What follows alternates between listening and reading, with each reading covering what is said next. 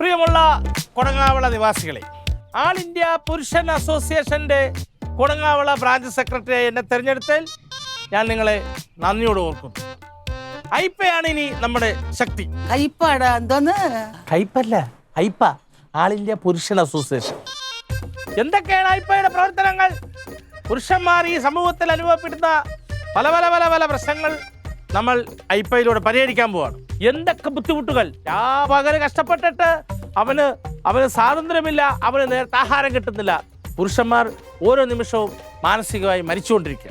അവരുടെ ബുദ്ധിമുട്ടുകൾ മാറ്റാൻ വേണ്ടി ഐപ്പ ഒരു ലോക വിപ്ലവത്തിന് തുടങ്ങാൻ പോവുകയാണ്.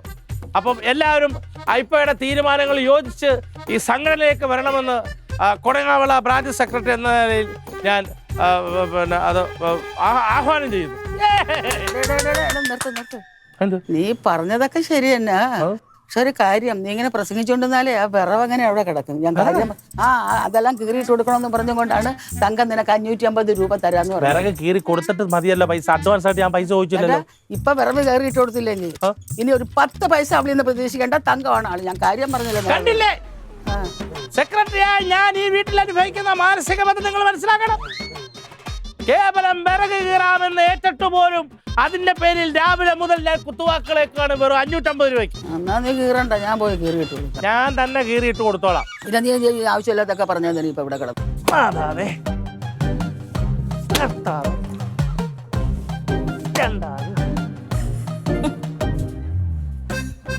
എന്ത് ചേനക്കകത്ത് ഓയിൽ വരട്ടുന്നത്? ചേന ഓയിൽ വരട്ട് മസാജ് ചെയ്യാൻ പോകുന്നു. Agriculture oil massage. പോടാ, ചേന അരിയുമ്പോ കൈ ചൊറിയത്തില്ലയോ? എണ്ണ തേച്ചാ ചൊറിയത്തില്ല, അതിനാ.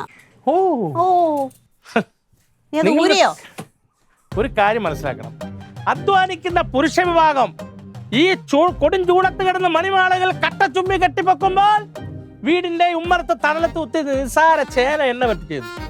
എന്തൊരു സില്ലി ജോബ് മാൻ. നീ ആദ്യം ജോലി ചെയ്ത് തീർക്കും മോനെ, എന്നിട്ടല്ലേ ബാക്കി കാര്യം. സുഹൃത്തെ, താങ്കൾ ഇങ്ങനെ ഓരോ കാര്യത്തിനും കുറ്റമറുപടി കണ്ടിരുന്നു കഴിഞ്ഞാൽ എന്റെ ജോലി തീരത്തില്ല. എന്റെ ജോലി ചെയ്യാൻ എന്റെ ശരീരവശങ്ങളുള്ളതാണ്, അത് മനസ്സിലാക്കൂ. നിനക്കിപ്പോ എന്താണ് അത് ചെയ്യാനും പറ്റൂല. 550 രൂപ വേണം താനും. ജോലി ചെയ്തിട്ട് 550 രൂപ മേടിക്കത്തുള്ളൂ. ഞാൻ വേറൊരു കാര്യം ചെയ്യട്ടെ, നീ അതവിടെ ഇട്. കിട്ടും. ഓ, അത് നേരത്തെ ഇട്ട്. അത് മഴന്റെ കൈക്ക് ആപ്പ് കയറണം, ബലപ്പിക്കണം. അപ്പൊ ഇനിയിപ്പോ ആപ്പൊന്നും കേട്ടണ്ട. നമുക്കൊരു കാര്യം ചെയ്യാം. ഇതിപ്പോ ഞാൻ മെഴുക്കുരട്ടി വെക്കും. അത് കഴിഞ്ഞിട്ട് ഇച്ചിരി സാമ്പാറുണ്ട്, മീൻകറി ഇരിപ്പുണ്ട്, 2 കഷ്ണം മീൻ വറുക്കാൻ വെച്ചിട്ടുണ്ട്. ഇതൊക്കെ കൂട്ടി നമുക്ക് നന്നായിട്ട് ചോറുണ്ണാം. എന്നിട്ട് നല്ലോണം കിടന്ന് ഉറങ്ങണം. നീ റെസ്റ്റ് എടുക്കണം. എന്നിട്ട് വൈകുന്നേരം ആവുമ്പോ ഞാൻ 550 രൂപ അങ്ങോട്ട് തരും. ജോലി ചെയ്യാതെ നിങ്ങളുടെ കയ്യിൽ നിന്ന് 1 രൂപ നാണയം കൊടുക്കാനുള്ള ഒരാൾ മേടിക്കത്തില്ല. ജോലി ചെയ്ത് വിയർപ്പൊഴുക്കി വിയർപ്പിന്റെ വില മനസ്സിലായിട്ട് മതി പൈസ. പല മാറ്റങ്ങളുടെ തുടക്കം വേണ്ടുമ്പോഴേ അതാണ് ഈ 550 രൂപ. എത്ര നാളത്തേക്കുള്ള ഇനി അങ്ങോട്ടുള്ള കാലം. എന്റെ ഈ തീരുമാനം എന്ന് പറയുന്നത് കേരളത്തിലെ സകല പുരുഷന്മാർക്കും വേണ്ടിയിട്ടുള്ളതാ, അല്ല എനിക്ക് വേണ്ടിയിട്ടുള്ളതല്ല. എന്താ കേരളത്തിലെ പുരുഷന്മാർക്ക് ഇപ്പൊ എന്താ പ്രശ്നം? ഞങ്ങൾ എന്തോരം കഷ്ടപ്പെടുന്നു. നിങ്ങൾ ആ കഷ്ടപ്പാടിന് എന്തെങ്കിലും നിങ്ങൾ അറിയുന്നുണ്ടോ? നിങ്ങൾക്ക് കുറെ ചോറ് വെക്കണം, കറി വെക്കണം, തിന്നണം, ഉറങ്ങണം, പേന നോക്കണം, തുണ പറയണം. ഇതല്ലേ ഉള്ളൂ. ഞങ്ങള് വെയിലത്തും മഴയത്തും കൊടുങ്കാറ്റിലും കിടന്ന് കഷ്ടപ്പെടുന്നു, അറിയാവോ? എടേ, നമ്മുടെ ബുദ്ധിമുട്ട് വല്ലതും എവർക്കറിയാമോ? നമ്മള് രാവിലെ മുതൽ വൈകുന്നേരം വരെ കിടന്ന് കഷ്ടപ്പെട്ടാലും ഒരു നല്ല വാക്ക് കുറ്റപ്പെടുത്തലല്ലാതെ നിങ്ങളുടെയൊക്കെ ഭാഗത്തുനിന്ന് വരുവോ? കുറ്റപ്പെടുത്തലോ? പിന്നെ എന്റെ പൊന്ന് മാമി, എല്ലാ നിയമങ്ങളും നിങ്ങളെ സപ്പോർട്ടല്ലേ? പറയൂ, ഞങ്ങൾ എന്ത് നിയമം സപ്പോർട്ട്? ഏത് നിയമമാണ് സപ്പോർട്ട് ചെയ്യാത്തത്? ഉദാഹരണത്തിന്, ഭാര്യ മരിച്ച ഒരുത്തൻ വീട്ടിൽ താമസിച്ച അവൻ ഒരു നേരത്തെ ആഹാരം കൊടുക്കാൻ ആരെങ്കിലും ഉണ്ടോ? അതേ സ്ഥാനത്ത് ഭർത്താവ് മരിച്ച ഒരു പെണ്ണുമ്പിള്ളയ്ക്ക് വിധവാ പെൻഷൻ, 2ാമത് ജീവിതം കൊടുക്കാൻ എത്ര പേര്? അവർക്ക് ചോറ് വെച്ചു കൊടുക്കാൻ ആള്. ഞങ്ങളുടെ പുരുഷന്മാരുടെ വേദനകൾ കാണുന്നില്ല. ഇതിനെല്ലാം തച്ചുടക്കാൻ വേണ്ടിയിട്ടാണ് ഞങ്ങളൊരു പുതിയ സംഘടനയ്ക്ക് രൂപം കൊടുത്തതും അതിന്റെ പ്രവർത്തനങ്ങളായിട്ട് മുന്നോട്ട്. ഞാൻ വേറൊരു കാര്യം പറയട്ടെ, നീ പറഞ്ഞതെല്ലാം കറക്റ്റ് ആണ്. ഈ നാട് നന്നാവൂല. നിങ്ങളെ അല്ല, അതിലും നല്ലത് നീ നാട്ടിൽ നിന്ന് പോകുന്നതല്ലേ. പൊക്കോളാം. ഈ നാട്ടിൽ നിന്നും ഈ വീട്ടിൽ നിന്ന് ഞാൻ താമസിക്കാതെ പോകും. ഇപ്പൊ എന്തായാലും ജോലി ചെയ്ത് തീർത്ത് 550 രൂപ ആഹാരം കഴിക്കും. പക്ഷെ ഞാൻ പോകുമ്പോൾ എന്നെ കുറിച്ച് ഓർത്ത് നിങ്ങൾ നൊമ്പരപ്പെടും. എന്റെ മോനെ, തങ്കത്തിനൊരൊറ്റ വാക്കേ ഉള്ളൂ, 550 എന്ന് പറഞ്ഞാൽ കൃത്യം 550 നിന്റെ കയ്യിൽ തന്നിരിക്കും. പക്ഷേ വിറക് കീർത്തിരും. എന്തുവാടെ ഈ 550ന്റെ കണക്ക്? നിനക്ക് 500 റൗണ്ടാക്കി അങ്ങ് വാങ്ങിച്ചാ പോരെ? റൗണ്ടിന്റെ പരിപാടിയില്ല. 550 തുടക്കമാണ്. ഓരോന്നിന്റെ തുടക്കം ഒരു യുദ്ധത്തിന്റെ തുടക്കം. ചുദ്ധോ?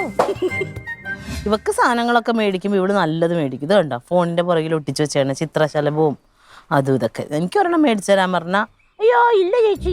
ചേച്ചി അടുത്ത് ഞാൻ പറഞ്ഞല്ലേ ചേച്ചി, ഞാൻ അയച്ചു തന്നല്ലേ ഇത് വാങ്ങിച്ചപ്പോഴത്തേക്ക്. ചേച്ചി വേണോന്ന് വെച്ചപ്പോ ചേച്ചി എന്തോ പറഞ്ഞത്? എനിക്കൊന്നും ഇഷ്ടപ്പെട്ടില്ലെന്ന്.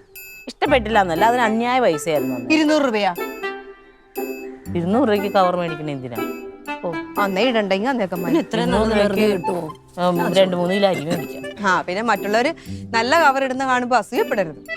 അയ്യേ, അസൂയപ്പെടാൻ പറ്റിയ ആൾക്കാർ നിങ്ങളുടെ കുടുംബത്തെ ഏതെങ്കിലും ഒരെണ്ണം ഉണ്ടോ നല്ലത്? നീക്ക് ഇതേ എന്റെ പറയുള്ളൂ. പൊന്നു ചേച്ചി, ഒരു ഫോണിന്റെ കവറിന്റെ കാര്യം പറയുമ്പോ എന്തിനാ എന്റെ കുടുംബക്കാരെ പിടിച്ച് വലിച്ചിടുന്നത്? അതെ, അങ്ങനെ തന്നെയാണ്. കൊടങ്ങാവിള കുടുംബം എന്ന് പറഞ്ഞാലുണ്ടല്ലോ ഒരെണ്ണം ഇല്ല നല്ലത്. അത് അങ്ങനെ തന്നെ ഞാൻ പറയും. എല്ലാം പ്രശ്നക്കാരാ. ആണോ? ആ. ആണോ? ആ. അങ്ങനെയാണെങ്കിലേ ഞങ്ങളുടെ കൊടുങ്ങാവിടെ കുടുംബക്കാർക്ക് ഒരേ ഒരു തെറ്റേ പറ്റിയിട്ടുള്ളൂ. അതിപ്പോ അങ്ങ് തുറന്നു പറയട്ടെ. എന്തുവാന്ന് എന്ത് പറയട്ടെ? എന്റെ ക്ലീറ്റോ ചേട്ടൻ ചേച്ചിനെ കല്യാണം കഴിച്ചത്. അതാണ് ഏറ്റവും വലിയ തെറ്റ്. അതാണ്. ഇത് കണ്ടോ? അമ്മായി, ആരെങ്കിലും കരഞ്ഞു കാണിച്ചു കഴിഞ്ഞാൽ എന്റെ ക്ലീറ്റോ ചേട്ടനും ഞാനും റൊണാൾഡോ അച്ഛനും ഞങ്ങളുടെ കുടുംബക്കാർ മൊത്തം മനസ്സല്ലേ. ഇതാണ് ഞങ്ങൾക്കുള്ളൊരു പോരായ്മ. അതിന് ഞങ്ങൾ വീണുപോയി. ആ എന്ത് എന്ത് എന്ത് ഇവളിപ്പൊ എന്നോട് ചൂടായിട്ട് എന്താ കാര്യം? ഞാനാണോ ഇത് വല്ലതും പറഞ്ഞത്? എന്ത് ചേച്ചിയല്ലേ ഇപ്പൊ ഇവിടെ ഇത്രയും പറഞ്ഞുകൊണ്ടിരുന്നത്? ഇത് ഞാൻ സ്വയം കണ്ടെത്തി പറഞ്ഞതല്ല.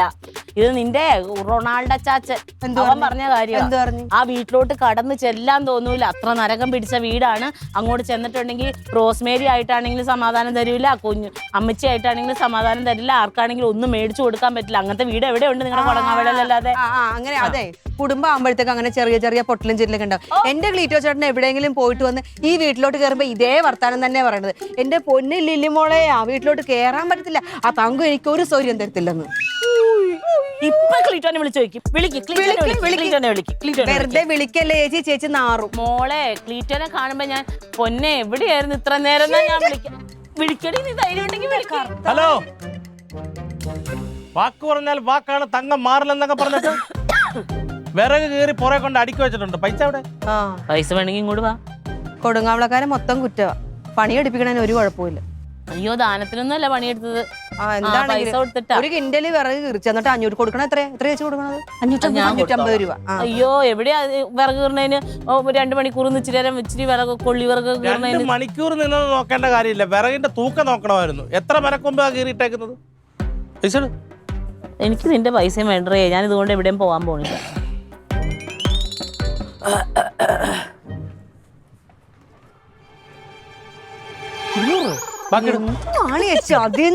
അത്ര ഉണ്ടായോളൂ. അത്ര ഉണ്ടായിരുന്നില്ല. 550. ശരി, ഇതിനകത്ത് വിൽക്ക്. ബാക്കി ഇതിപ്പോ 200 രൂപയും കൂടി എന്റെ കയ്യിലുണ്ട്. റൊണാൾഡോ, നാളെ കപ്പയിറച്ചി വെച്ച് തരാം ഞാൻ. കപ്പയിറച്ചി വേണ്ട, അല്ല ഞാൻ പുറത്തുനിന്ന് കഴിച്ചോളാം. പൈസ വാക്ക് അതിനകത്ത് മാറ്റം. ഞാൻ ജോലി ചെയ്ത് കഷ്ടപ്പെട്ട് വിയർപ്പ് ചില്ലറല്ല എന്റെ കയ്യിൽ വഴി താഴോട്ട്. അങ്ങോട്ട്.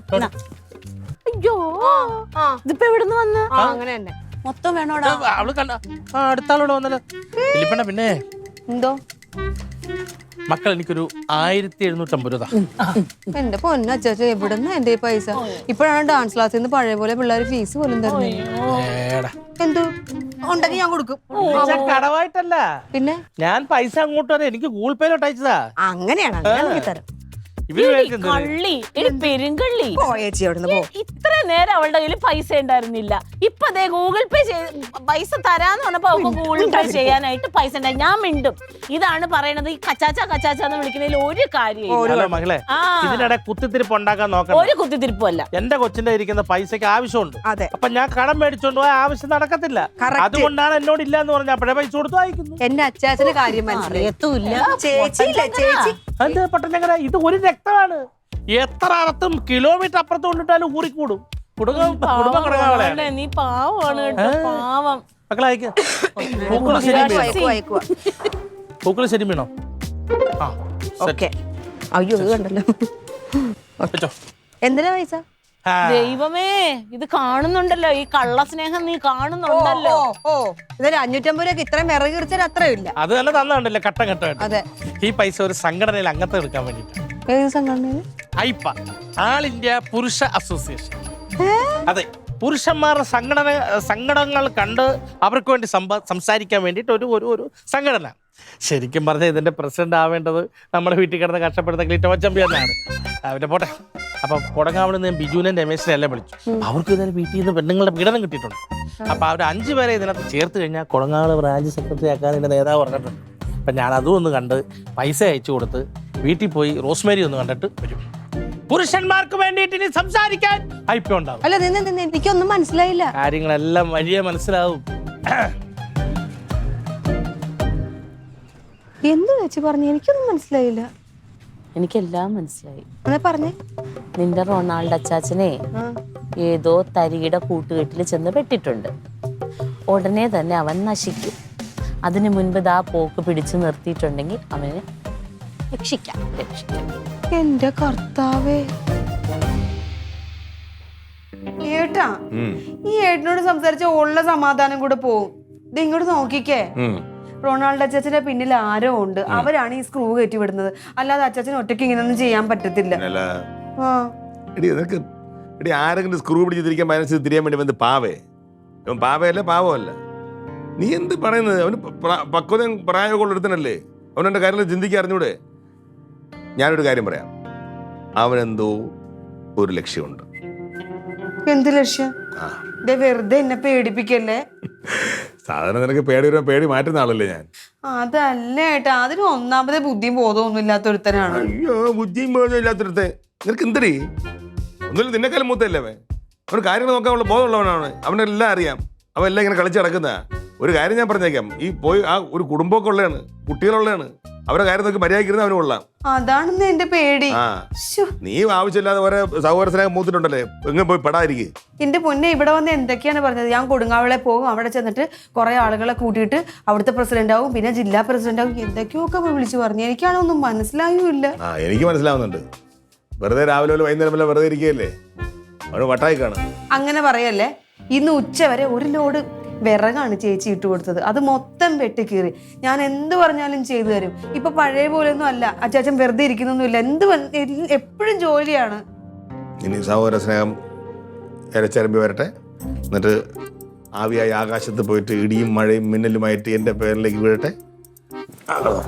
ഏട്ടാ ഉറങ്ങല്ലേ ഏട്ടാ. പിന്നെ ഞാൻ എന്ത് ചെയ്യണേ? ഏട്ടാ, എന്റെ ഉറക്കം കളഞ്ഞിട്ട് ഏട്ടൻ കിടന്ന് ഉറങ്ങല്ലേ. നീ കിടന്ന് ഉറങ്ങാൻ കഴിച്ചപ്പോ ആവശ്യമില്ല. ലില്ലി,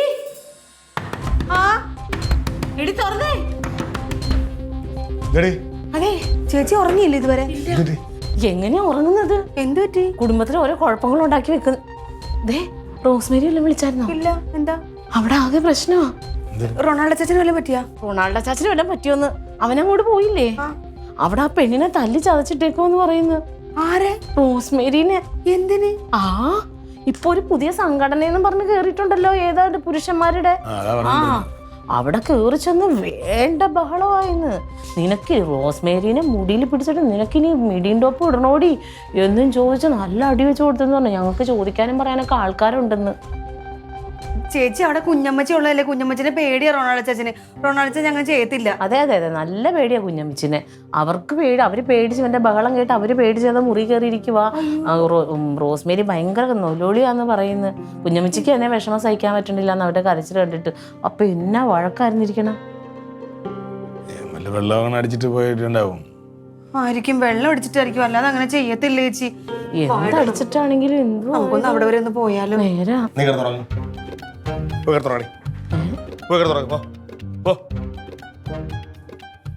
എന്തിനാ ഇറങ്ങി ഓടി രാത്രി ഇറങ്ങി വരുന്നത്? വിളിച്ചു പറഞ്ഞാ പോരെ?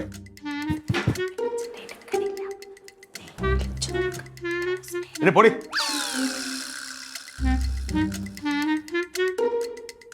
ഓരോ കാര്യങ്ങൾക്ക് ഗൗരവമുണ്ട്. അതിനനുസരിച്ച് നിൽക്കുക. ചെറിയ കാര്യങ്ങൾ ചെറുതായിട്ട് കാണുക, വലിയ കാര്യങ്ങൾ വലുതായിട്ട് കണ്ടോ.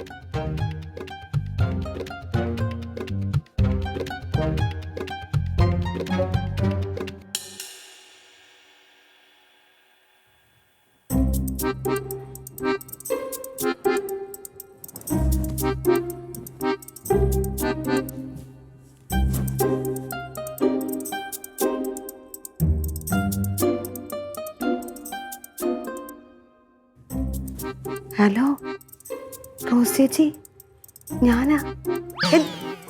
തുറക്കടി. കുറച്ച് വിളിക്കാം. എന്തുവാട്ടാ ഇത്? നിങ്ങളുടെ കുടുംബത്തിൽ ആരെങ്കിലും നിങ്ങൾ വിളിച്ചു ചോദിക്കത്തില്ലായിരുന്നു? പിന്നെ അത്യാവശ്യം ദുരന്തമൊന്നും സംഭവിച്ചില്ലല്ലോ. ഇതൊക്കെ വെറുതെ ഒരു കാര്യമില്ലാത്ത കാര്യം. അർഹതപ്പെട്ടതിന് വേണ്ടുന്ന ലൈറ്റ് അണച്ചിട്ട് കിടന്ന് ഉറങ്ങാൻ നോക്കടി. ഇപ്പൊ സൗകര്യമില്ല. ഓ മോണിക്ക് തന്നെ നോക്കാം. കേട്ടോ ഒന്ന് പെട്ടെന്ന് കഴിക്കട്ടെ. എത്ര നേരം ഇളക്കി ഇളക്കി ഇരിക്കണത്? അല്ല ആരും ഫോൺ എടുക്കാത്തോണ്ടാ ടെൻഷൻ വരുന്നതേ. നീ അപ്പൊ വിളിച്ചില്ലേ? ഇന്നലെ രാത്രി വിളിച്ചപ്പോ ഫോൺ എടുത്തപ്പോ ഹലോന്ന് മാത്രമേ വിളിച്ചോളൂ. പറഞ്ഞു ഫോൺ വെച്ചിട്ട് കിടന്നുറങ്ങടി എന്ന് പറഞ്ഞു. ദൈവം, നിന്നോട് ഞാൻ വിളിച്ചു വെക്കണമെന്ന് പറഞ്ഞിട്ടല്ലേ പോയത്. മുരട്ടനാണ് ഇവൻ. ഏതായാലും ലീവ് എടുത്തല്ലേ, പോയിട്ട് വാ. കുഞ്ഞമ്മച്ചനെ വിളിച്ചപ്പോഴത്തേക്ക് ഭയങ്കര കരച്ചിൽ. ആരെങ്കിലും ഒന്ന് ഇങ്ങോട്ട് വാന്നും പറഞ്ഞുകൊണ്ട് ദൈവമേ പാവം, സംസാരിക്കാൻ പോലും വയ്യാതിരിക്കും. ഇവൻ ഇങ്ങനെ കാട്ടാളനായി പോയില്ല ദൈവമേ. ഓരോരുത്തന്മാര് വന്നിട്ട് ഓരോ ഇട കൂടെ ഒപ്പിക്കും, എന്നിട്ട് അതിനെ മണ്ടി പായാൻ പെടല്ലോ. എന്റെ ഒരു ആവശ്യത്തിന് എന്തിനാ ലീവ് എടുക്കാൻ പറഞ്ഞാൽ അവന് പറ്റില്ല. ഇപ്പൊ ഇതിനു വേണ്ടി 3 ദിവസം ലീവ് എടുത്തേക്കണേ. എങ്ങനെ കിട്ടിയാടാ ലീവ്?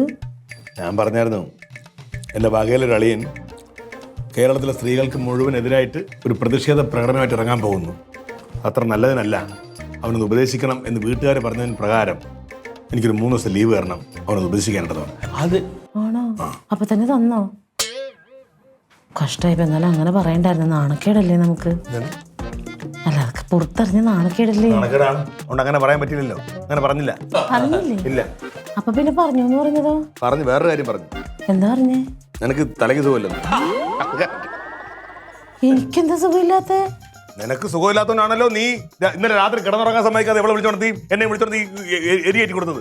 മനുഷ്യന് കിടന്നുറങ്ങാൻ സമ്മതിക്കണ്ടേ? പിന്നെ ഒരു കാര്യം പറഞ്ഞാൽ പറയണ്ടേ? ഈ കണക്കിന് ആരെങ്കിലും ചത്തു വീണപ്പോലും ചേച്ചി വന്ന് പറയത്തില്ല. അത് അങ്ങനെ ഒരു കാര്യത്തിന് പോവാം.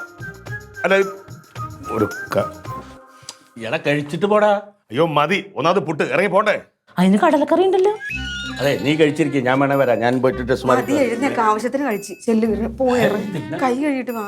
അപ്പൊ ഞാൻ വരണ്ടേ? വേണ്ട. നീ അമ്മാവൻ ഇനി എപ്പോ റെഡി ആയിട്ട് പോവാനാ? വേണ്ട, ഞാനൊന്ന് കഴിച്ചാലും എനിക്ക് വിശക്കുന്നു. ചേച്ചി കഴിക്കണേ. എന്താ ആരാ?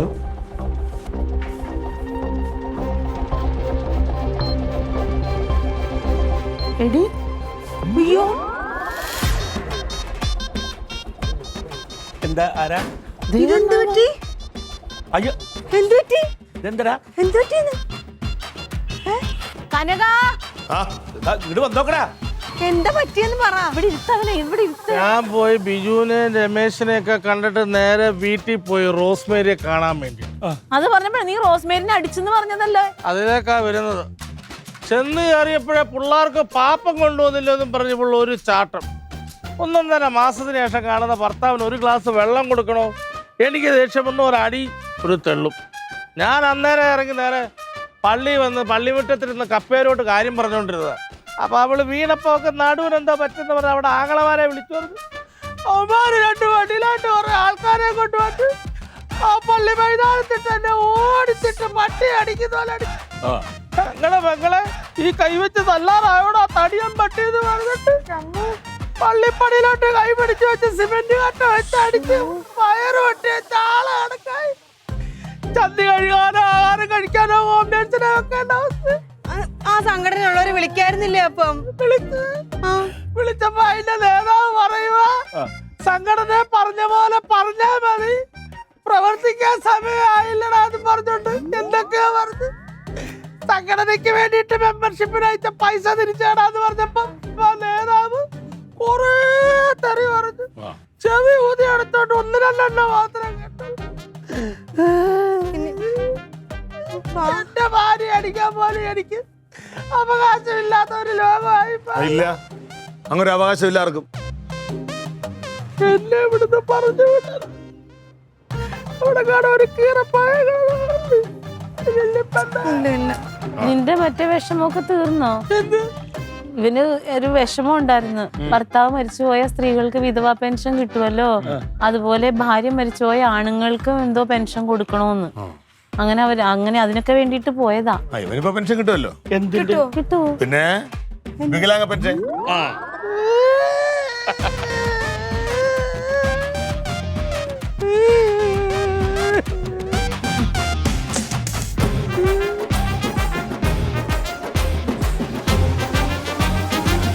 Audience.